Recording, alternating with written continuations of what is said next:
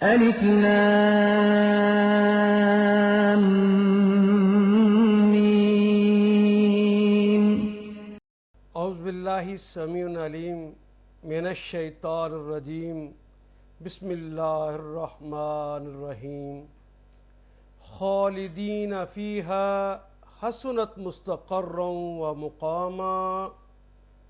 صدق اللہ المولانا العظیم. خالدین، یہ خالد کا کلمہ تو اردو میں بھی ہم استعمال کرتے ہیں پلس یانون. یہ یانون کن معنوں میں آتا ہے جی؟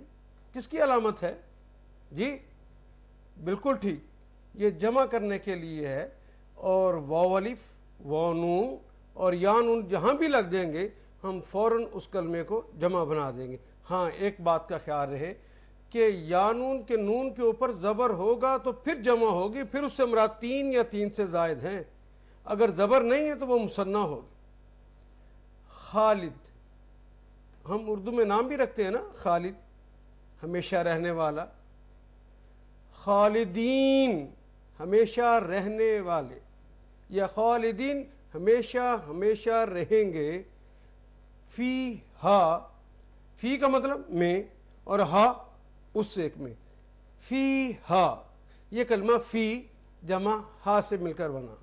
فی تو ہماری ہی زبان کا کلمہ ہے میں، اور ہا مؤنث کی علامت ہے اس ایک مؤنث میں. اگر فی ہی ہوتا تو اس سے مراد اس ایک مذکر میں. یہاں ہا سے مراد پیچھے جس مؤنث کا تذکرہ ہوا ہے یعنی الغرفہ، وہ جنت کے اندر اعلیٰ ترین مقام. خالدین فیہا، وہ ہمیشہ ہمیشہ رہیں گے اس کے اندر، اس غرفہ میں رہیں گے. حسنت، یہ کلمہ حسن، حسن کہتے ہیں بہت ہی عمدہ. اور کلمے کے آخر پہ جو تا لگ گئی ہے وہ کس بات کی علامت جی؟ بالکل ٹھیک، مؤنث غائب کی علامت ہے. وہ ایک مؤنث جس کا پیچھے تذکرہ ہوا ہے یعنی غرفہ کے اندر رہنا. حسنت بہت ہی عمدہ ہے، بہت ہی اعلیٰ ہے. حسنت عمدہ ہے، اچھی ہے. مستقرن، مستقر کا کلمہ بھی اردو میں استعمال کرتے ہیں. اور بنا کیسے ہے ذرا اس پہ غور کیجئے کہ 2 زبریں لگا کر ایک الف کا اضافہ ہوا. جب 2 زبریں لگا کر ایک الف کا اضافہ کرتے ہیں تو اس سے اس چیز کی حالت مقصود ہوتی.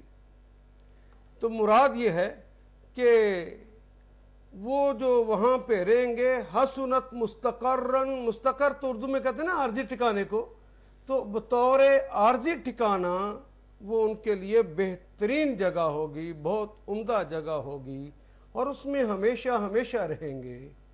اور واو تو ہماری ہی زبان کا کلمہ ہے. مقامہ، پھر وہی معاملہ آ گیا. مقام کا کلمہ لکھ کے اس کے اوپر 2 ضربیں لگائیں، پھر ایک الف کا اضافہ کیا تو ہم اس کا ترجمہ بطور کرتے ہیں، بطور مقام. مقام کہتے ہیں مستقل رہنے کے لیے جگہ. تو یہ عارضی رہنے کے لیے بھی اور مستقل رہنے کے لیے بھی یہ بہت عمدہ ٹھکانہ بھی ہے اور مقام بھی ہے. حسنت مستقرا و مقاما. دیکھیے، خالدین فیہا حسنت مستقرا و مقاما. کیا ترجمہ کریں گے جی آپ؟ خالدین، وہ ہمیشہ ہمیشہ وہاں رہیں گے. فیہا، اس کے اندر. حسنت مستقرا و مقاما، کیا ہی اچھی ٹھہرنے اور رہنے کی جگہ ہے.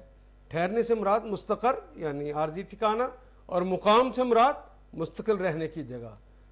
وہ مستقل بھی اور عارضی بھی رہنے کے لیے بہت ہی عمدہ جگہ ہے.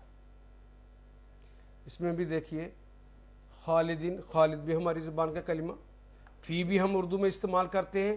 حسن اور حسن کا کلمہ بھی اردو میں استعمال کرتے ہیں. مستقر کا کلمہ بھی اردو میں استعمال کرتے ہیں. خوارزم شاہ اپنے مستقر سے نکلا اور دشمن پر ٹوٹ پڑا. ہماری زبان کا کلمہ ہے مستقر. وہ بھی ہماری زبان کا کلمہ اور مقام بھی ہماری زبان کا کلمہ ہے. خالدین فیہا حسنت مستقرا و مقاما. دیکھیے ایک دفعہ پھر ترجمہ کیجئے، کیا آپ واقعی اس کا ترجمہ کر سکے جی؟ کیا ترجمہ کیا آپ نے؟ خالدین فیہا، ہمیشہ ہمیشہ اس کے اندر رہیں گے. کس کے اندر رہیں گے جی؟ جی الغرفہ، جس کا پیچھے تذکرہ ہوا تھا. خالدین فیہا حسنت مستقرا و مقاما، بہت ہی عمدہ جگہ ہے عارضی طور پر رہنے کے لیے بھی اور مستقل رہنے کے لیے بھی. جی اگلی آیا کریمہ دیکھیے. اعوذ باللہ السمیع العلیم من الشیطان الرجیم، بسم اللہ الرحمن الرحیم. قل ما یعبأ بکم ربی لولا دعاؤکم فقد کذبتم فسوف یکون لزاما. صدق اللہ مولانا العظیم. قل، کلمے کے آخر پہ آپ دیکھیے کہ جزم ہے اور شروع میں لم بھی نہیں ہے، جس کی وجہ سے آ رہے قل کہہ دیجئے، یہ فعل امر ہو گیا. ماں، یہ کلمہ بھی دیکھیے ہم نے پڑھا تھا، ماں یا تو نفی کے لیے آتا ہے یا ماں جو کے معنوں میں آتا ہے. کبھی ماں کتنا کے معنوں میں آتا ہے اور کبھی ماں کیا کے معنوں میں آتا ہے. یہاں پر یہ کلمہ ماں نہیں کے لیے ہے، نفی کے لیے استعمال ہوا ہے. کل ماں کہہ دیجئے کہ نہیں، یا بہو، یہ کلمہ ہماری زبان میں استعمال نہیں ہوتا، عربی مبین ہی کا کلمہ ہے. دیکھیے کیسے ہے. ابا، ابا اس نے پرواہ کی، یا بہو وہ پرواہ کرتا ہے یا کرے گا، یا بہو وہ پرواہ کرتا ہے یا کرے گا. ابا اس نے پرواہ کی، یا بہو وہ پرواہ کرتا ہے یا کرے گا. اور ایک بات ہم نے پہلے بھی پڑھی تھی، کبھی واو الف جمع کے لیے آتا ہے اور کبھی پروٹوکول کے لیے بھی استعمال ہوتا ہے نا. اللہ جل شانہ اپنے لیے پروٹوکول کے لیے ہی کلمات استعمال کرتے. ما یا بہو، اللہ جل شانہ پرواہ نہیں فرماتے، وہ نہیں پرواہ کرتے یا کریں گے. یہاں پر واو الف جمع کی علامت کے طور پہ نہیں آیا، بلکہ پروٹوکول کے لیے احتراماً یہ کلمہ استعمال ہوا ہے. ما یعبأ بکم ربی، بکم یہ کلمہ با جمع کم سے بنا جی.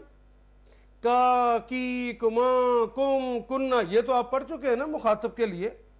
کم تم سب کی، اور با جو کلمے کے شروع میں لگا ہے، یہ ہم نے پہلے پڑھا تھا سب سے پہلے کہ با بسم اللہ میں جب پڑھ رہے تھے با کے معنی کے ساتھ، پھر بالقول کے اندر ہم نے پڑھا بالقولی، اپنی گفتگو میں، با کے معنی وہاں میں تھے. پھر ہم نے پڑھا با کے معنی بجہالتن، جہالت کے سبب، جہالت کی وجہ سے. اور باللہ، اللہ پر، یہاں پر کے معنی، اور یہاں پر بکم کے متعلق. اور یہاں پر ہم نے ایک دفعہ معنی با کے بدلے بھی پڑھے تھے. یہاں پر اس کے معنی، سارے معنی کو سامنے رکھیں، جو فٹ ہوتا ہے وہ کر دیجیے. بکم کے متعلق، تمہارے، تمہارے متعلق. ربی میرے رب، رب سرخ رنگ سے میں نے لکھ دیا، یا متکلم کی علامت میرے. ربنا ہمارے رب، ربہو اس کے رب، ربہم ان کے رب، ربکم تمہارے رب، ربنا ہمارے رب. اور یہ ہے ربی، کیا معنی ہوں گے جی؟ میرے رب، یہ پیار کے ساتھ اپنائیتوں کا اظہار، میرے رب. لولا، لو ہم نے پہلے بھی پڑھا تھا، ان آئے تب بھی معنی اگر کرنے ہیں، لو آ جائے تب بھی معنی اگر کرنے ہیں. یہ اللہ کی مرضی، کہاں لو استعمال کرتے ہیں کہاں ان کرتے ہیں. ہم نے تو ترجمہ سیکھنا ہے نا، تو بس لو آ جائے تو کر دیجئے ترجمہ. اگر لا کا مطلب نہیں. دعاؤکم، لا بھی ہماری زبان ہی کا کلمہ ہے نا، اور دعا بھی ہماری زبان کا کلمہ. اور سرخ رنگ سے کم لکھا ہے، یہ تو بار بار آ رہا ہے کلمہ. کا، کی، کما، کم تم سب، تمہاری. اور دعا کہتے ہیں پکار کو. دعاؤکم تمہاری پکاریں. لولا دعاؤکم اگر تمہاری پکاریں نہ ہوئیں، اگر تم نے اللہ کو نہ پکارا. فقد پس یقیناً، پس فا پس قد یقیناً. ہم نے پڑھا تھا انہو انا ہو، قد ہو، لقد ہو، لام اور قد ملا کر بھی، اور نون ثقیلہ ہو، یا کہیں پر انا مارے، ان سب کے معنی یقیناً یقیناً یہ ہوتے ہیں. تو یہاں پہ فقد پس یقیناً، فقد کذبتم، کذبہ جھٹلایا، اس کس اردو میں بھی استعمال کرتے ہیں، کذبہ اس شخص نے جھٹلایا لیکن آخر پہ تم لگ گیا ہے، تو تم کے کیا معنی ہوتے ہیں؟ تم سب. کذبہ جھٹلایا، تم نے، تم سب جھٹلا چکے ہو. فقط کذبتم، تو یقیناً تم سب جھٹلا چکے ہو. اگر تم نے جھٹلا دیا ہے اور ان کو نہیں پکارا، فسوف یکون لزاما، فسوف، فا کا مطلب ہم نے پہلے پڑھا تھا کلمے کے شروع میں لگ گیا تو اس کے معنی پس ہو گئے. اور سوفا جو ہے وہ تو مستقبل بعید کی علامت ہے نا. ہم نے پڑھا تھا کلمے کے شروع میں یا تا الف اور یا نون لگ جائے تو یہ مضارع کی علامت ہوتی ہے. مضارع کی علامت کے بعد یعنی اس سے بھی پہلے اگر سین لگ جائے تو مستقبل قریب، اور الگ کر کے سوفا لکھ دیا جائے تو اس سے مراد مستقبل بعید، جس کا ہم ترجمہ کرتے ہیں ان قریب. فسوفا، پس ان قریب ہوگا، یکونو، یہ کلمہ تو بارہا آ چکا ہے. یہ تو فعل مضارع کی علامت، کون ہماری ہی زبان کا کلمہ، کون ہونا، اے کونو مکان کے مالک. وہ چیزیں جو ہو جائیں ان کو کون کہتے ہیں؟ اللہ کہتے ہیں کن، ہو جا. فیکون، وہ چیز ہو جاتی ہے. فا کا مطلب تو پس، یکون وہی کلمہ ہے، ہونا. وَسَوْفَ يَكُونُ لِزَامًا، لزاما وہی جو اسے ہم لازمی کہتے ہیں. وہ ہوگا جو اس کا لازمی ہے. کیا ہے لازمی؟ پھر اس کی سزا ہوگی، واجب ہو جائے گا. لزامہ کا ایک مطلب ہے حساب ہونا اور چمٹ جانا، اور ایک اس کے معنی شکنجہ بھی ہوتا ہے جس میں انسان کس دیا جائے. پھر یقیناً وہ شکنجہ ہوگا، وہ حساب ہوگا جس میں انسان کو کس دیا جائے گا. ترجمہ کیجئے، خود ترجمہ کیجئے. قل ما یعبأ بکم ربی لولا دعاؤکم فقد کذبتم فسوف یکون لزاما. کیا ترجمہ کریں گے جی؟ ترجمہ کیجئے خود. بالکل ٹھیک. ما یعبأ بکم ربی، اے نبی معظم صلی اللہ علیہ وسلم انہیں کہہ دیجئے. یہ قل رسول اللہ کو کہا جا رہا ہے، رسول پاک انہیں کہہ دیجئے. اور آج کے دائی کو بھی یہی بات کہی جا رہی ہے کہ ان لوگوں کو کہہ دیجئے میرے رب کو تمہاری کوئی پرواہ نہیں. لولا دعاؤکم، اگر تم اس کو نہ پکارو تو، اگر تم اسے نہیں پکارتے تو اس کو بھی تمہاری کوئی پرواہ نہیں ہے. تم پکارو گے تو وہ کہتا ہے کہ میں، کوئی بندہ میری طرف چل کر آئے تو میں بھاگ کر آتا ہوں، کوئی ایک قدم آئے تو میں 10 قدم چل کر آتا ہوں. لیکن اگر کوئی پرواہ نہ کرے تو وہ تو بے نیاز ہستی ہے، اس کو تو پرواہ ہے ہی نہیں. اور حالت تمہاری یہ ہے کہ اللہ ہی نے دعویٰ کر دیا فقط کذبتم، بس تم جھٹلا چکے ہو، تم نے نہیں مانا. فسوف یکون لزاما، اور اگر نہیں مانا تو پھر اس کی سزا تو پاؤ گے، اس کا خمیازہ لازم ہو جائے گا. یہاں پر بھی دیکھیے قل کا کلمہ ہماری زبان میں استعمال ہوتا ہے جی، قول وہی کلمہ ہے. ربی بھی ہماری زبان میں رب استعمال کرتے ہیں، دعا بھی استعمال کرتے ہیں، کذب اور کذاب یہ بھی استعمال کرتے ہیں، کون بھی استعمال کرتے ہیں، لزامہ بھی. اور باقی تو کلمات یا تو ایک کلمہ آباء، یہ ہے عربی مبین کا.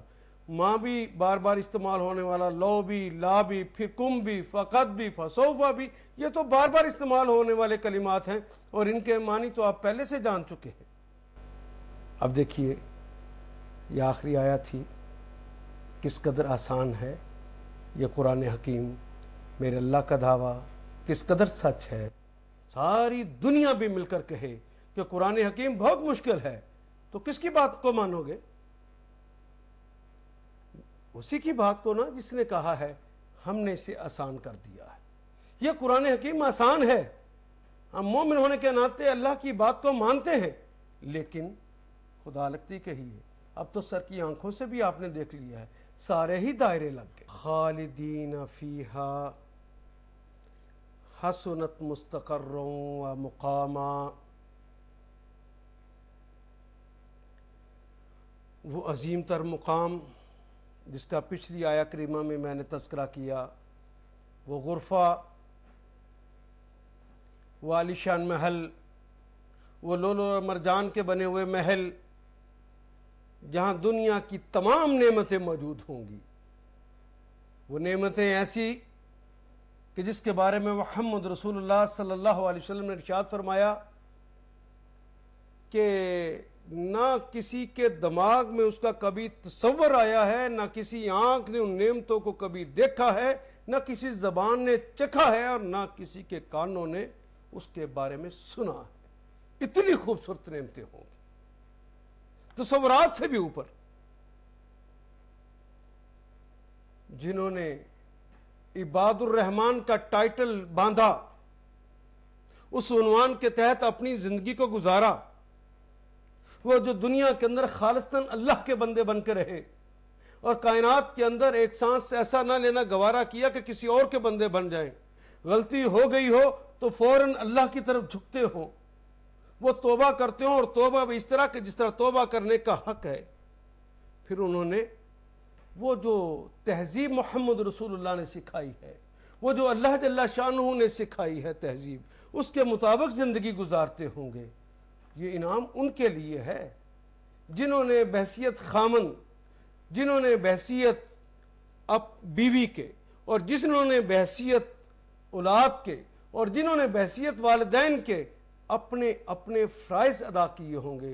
یہ بات ان کے لیے کہی جا رہی ہے.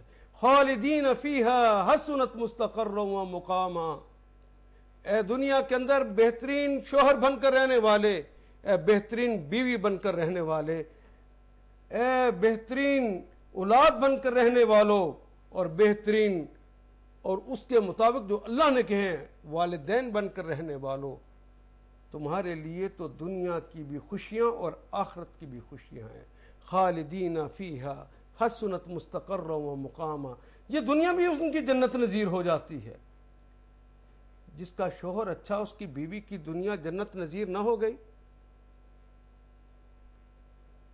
جس کی بیوی اچھی، کیا اس کی دنیا میں جنت نہ اسے مل گئی؟ جس کی اولاد اچھی ہو گئی، جس کی اولاد فرما بردار ہو گئی، جس کی اولاد اطاعت گزار ہو گئی، جس کی اولاد لائق ہو گئی، اللہ کی بندی بن گئی، کیا اس کی دنیا کے اندر جنت نہ بن گئی؟ اور یہ جو نعمتیں ہیں جو میں نے پچھلی آیات کریمہ کے اندر آپ کو گنوائی ہیں، یہ تو پلس ہے اس کے بعد ملنے والی. اصل نعمتیں تو یہ ہیں. یہ دنیا والی نعمتیں بھی بہت ضروری ہیں، لیکن اس کے متعلق تو یہ ہے کہ کبھی آزمائش میں اللہ ڈال دیں گے. آپ نے بہترین کام کیا، ممکن نہ ملے، لیکن آخرت کے اندر تو ملیں گی. اصل انعام تو یہ ہے. لیکن اگلی آیہ کریمہ دیکھیے. اس آیہ کریمہ کے اندر اللہ جل شانہ نے ان لوگوں کو جنہوں نے اپنی اپنی اس دنیا کے اندر ضرور جو ذمہ داریاں تھیں ان کو پورا نہ کیا، ان ذمہ داریوں کے حوالے سے اللہ کے بندے بن کر نہ رہے، اس بارے میں اللہ کے علاوہ کسی اور کو اس قابل سمجھا کہ دنیا کے اندر اس کے کہنے کے مطابق زندگی گزار لی. کبھی معاشرے اور سوسائٹی کے کہنے پر، کبھی دنیا کے فیشن اور طور طریقوں کے کہنے کے مطابق زندگی کو گزار لیا، اور کبھی اپنے نفس کے مطابق. اللہ کی باتوں کو نہ مانا تو ان کے اوپر تبصرہ ہے کہ نبی معظم انہیں کہہ دو کہ ہم نے تو تمہیں خامد کے فرائض بتائے تھے نا، حکمرانوں کو فرائض بتائے تھے نا، رعیت کو فرائض بتائے تھے نا، قاضیوں کو فرائض بتا دیے تھے نا، اور ہم نے تو اولاد کو بھی اور ایک ایک فرد کو زندگی گزارنے کا طریقہ، کرینہ، سلیقہ سب کو سکھا دیا تھا، لیکن عمل کی دنیا میں تم نے جھٹلایا ہے. پھر یاد رکھو وہ پیار کرنے والے اللہ کو پھر تمہاری پرواہ نہیں ہے. اگر اتنی نعمتیں جو پچھلی آیہ کریمہ میں پڑھی ہیں وہ تمہیں گوارا نہیں، وہ تم نہیں لینا چاہتے، اس سے بے پرواہی اور لاپرواہی کا تذکرہ کرتے ہو اور اس کے بارے میں سوچتے بھی نہیں ہو، نہیں، پھر اللہ کو بھی تمہاری پرواہ نہیں کہ ضرور تمہیں انعامات سے نوازے. اگر اے نبی معظم یہ جھٹلا چکے ہیں تو ان کو بتا دو کہ پھر اللہ کو تمہاری کوئی پرواہ نہیں، عنقریب تمہارے لیے اس کا خمیازہ لازم ہوگا، جو کام تم عمل کرو گے، جو بھی کام کرو گے اس کی سزا پھر پاؤ گے۔ اللہ سے دعا ہے کہ اللہ مجھے اور آپ کو اس پورے کورس میں عباد الرحمن کا ٹائٹل باندھنے پر جو جو جو ذمہ داریاں دی گئی ہیں وہ پوری کرنے کی توفیق عطا فرما دے۔ اس پروگرام کو ہم نے اس طرح ترتیب دیا تھا، ہم نے یہ پڑھا کہ کون کون سی چیزیں ہیں جو نکالنی ہیں۔ اگر اپنی مرضی کرتے ہو تو لا تقدم، لا ترفعوا اصواتکم، اگر کسی کا مذاق اڑاتے ہیں، پھپٹی کستے ہیں، تانے دیتے ہیں، بدگمانیاں کرتے ہیں، تجسس کرتے ہیں، تحقیق نہیں کرتے، مذاق اڑاتے ہیں، غرور اور تکبر میں مبتلا ہو گئے ہیں، اللہ کی تہذیب کو چھوڑ دیتے ہیں، تو ان کو نکال دو۔ یہ نکالنی ہے۔ جب چیزیں نکال دی جائیں تو پھر اب کون سی داخل کرنی ہے، اور داخل کرنے سے پہلے کس پلیٹ فارم پہ کھڑا کرنا ہے انسان کو۔